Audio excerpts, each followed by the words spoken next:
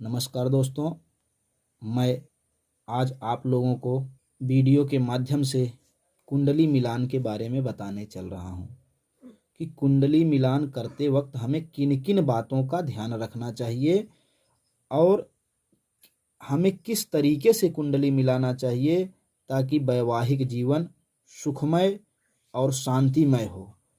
अक्सर लोग कुंडली मिलान के लिए गुण मिलान कर लेते हैं।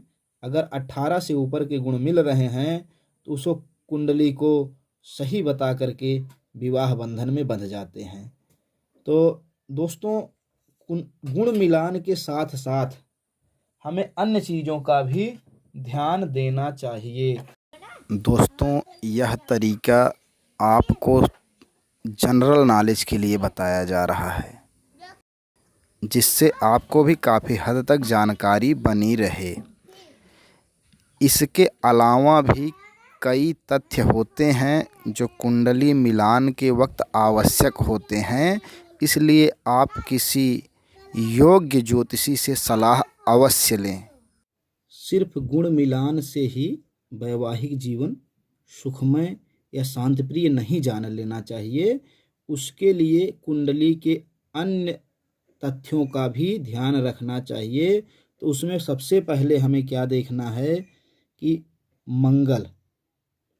मंगल ग्रह जो है पहले घर में, चौथे घर में, सातवें घर में, आठवें घर में या फिर 12वें घर में अगर विद्यमान हैं, अगर वो इन घरों में विराजमान हैं तो साथी जातक के भी कुंडली में इन घरों में से किसी घर में मंगल होना जो है अनिवार्य है।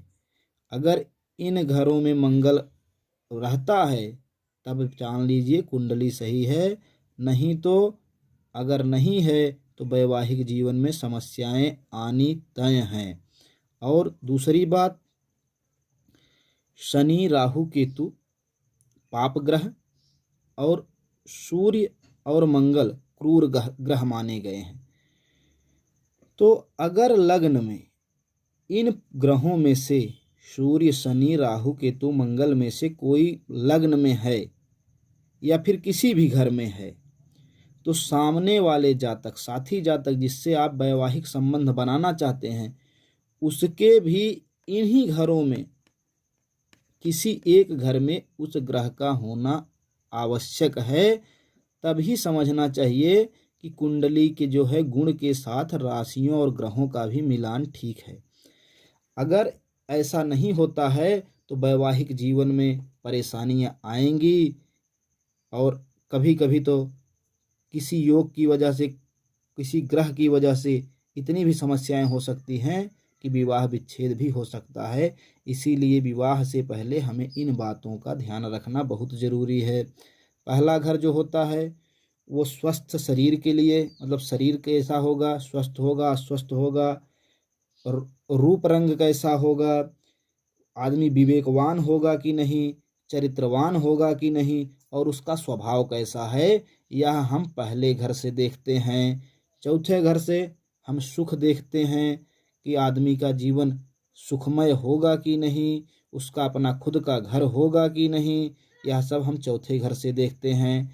सातवें घर से इसमें जीवन साथी के बारे में जानते हैं और झगड़ा, लड़ाई और विवाद भी इसी घर से देखा जाता है। और इस घर से जो है बीमारी का पता चलता है कि कोई बीमारी होगी कि नहीं होगी, तो लंबी बीमारी होगी या कोई कठिन समस्याओं का सामना करना पड़ेगा बीमारी के क्षेत्र में, यह सब हम 8वें घर से देखते हैं। और 12वें घर से हानि देखी जाती है।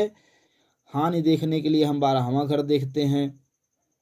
इससे हमें पता चलता है कि जीवन साथी के जीवन में कितनी हानि होगी, कितनी नहीं होगी। और व्यसन के बारे में भी हम जो है 12वें घर से ही देखते हैं कि आदमी किसी नशे का शिकार तो नहीं हो जाएगा। इसके लिए इन 4-5 घरों का, पहला, चौथा, सातवां, 8वां और 12वां, ये घर जो है बहुत ही अनिवार्य हो जाते हैं कि इनका भी जो है निरीक्षण कर लिया जाए विवाह से पहले। और ये छठवां घर, ये आठवां घर। मान लीजिए इसमें 1 है, इसमें 2 है, इसमें 3 है। अगर ये गिनती इन घरों में है, मान लो कोई भी हो सकती है, 1 2 3, 1 से लेके 12 तक कोई भी गिनती यहाँ हो सकती है। तो ये 2 घर हमें देखना जरूरी है कि इन 2 घरों में जो गिनती है, ये 12 गिनतियाँ 12 राशि होती हैं। तो अगर जो गिनती इसमें है, जिस राशि जो राशि है छठवें और आठवें घर में है, उस राशि जो है, वह राशि जो है साथी का, जीवन साथी का नहीं होना चाहिए। कि मतलब अगर इसमें 1 है तो जीवन साथी के जो है कुंडली में चंद्रमा पहली और तीसरी गिनती पर नहीं होना चाहिए। या तो ये समझ लीजिए, या तो सीधे सीधे में यही समझ लीजिए कि जो 2 राशियां इसमें हैं, वो राशि जो है जीवन साथी की नहीं होनी चाहिए।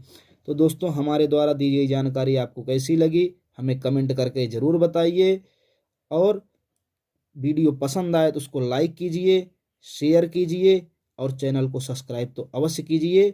और अगर आप लोगों का प्यार इसी तरह मिलता रहा तो हम आपको जानकारी के लिए इसी तरह के नए नए वीडियो आपके बीच में लाता रहूँगा, ताकि आप जो है अपने जो है जीवन में होने वाली समस्याओं से जो है बच सकें। धन्यवाद दोस्तों, नमस्कार, राधे राधे, श्री शिवाय नमस्तुभ्यम।